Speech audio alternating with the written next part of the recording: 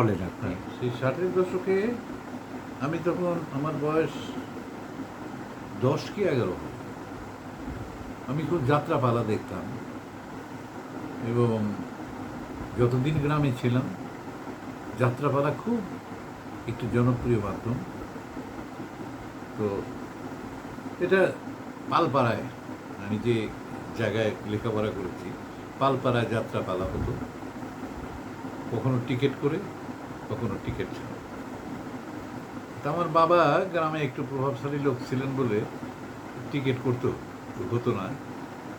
তো সেখানে অনেকগুলি যাত্রাপালা দেখার সুযোগ হয়েছে এবং সেই সময় খুবই জনপ্রিয় একটি পালা শুরু হলো, রূপবান।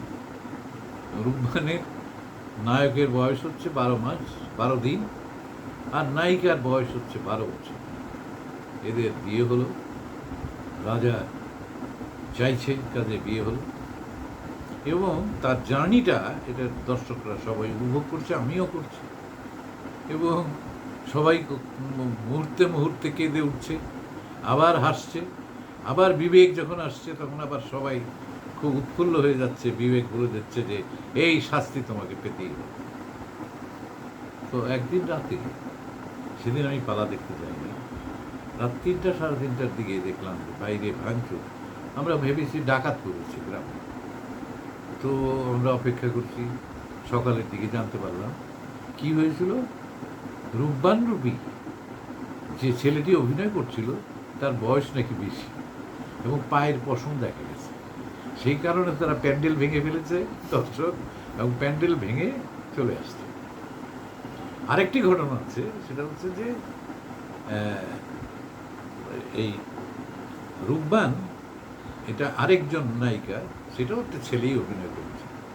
রূপবান যে বাসটায় ধরে কেঁদেছিল সেই বাসটা পরে নিলামে উঠেছে এবং তখনকার দিনে ১১০ টাকা সর্বোচ্চ নিলাম মূল্য হওয়ার পরে ওইটার মধ্যে লাল কাপড় পরিয়ে কিছু উচ্ছ্বসিত জনতা যাচ্ছে, একদম স্লোগান দিতে যে আমরা জিতেছি, এই খেলায় জিতেছি, আমাদের রূপবান যে বাসটায় ধরে কাঁদছিল সেই বাসটা আমরা কিনছি।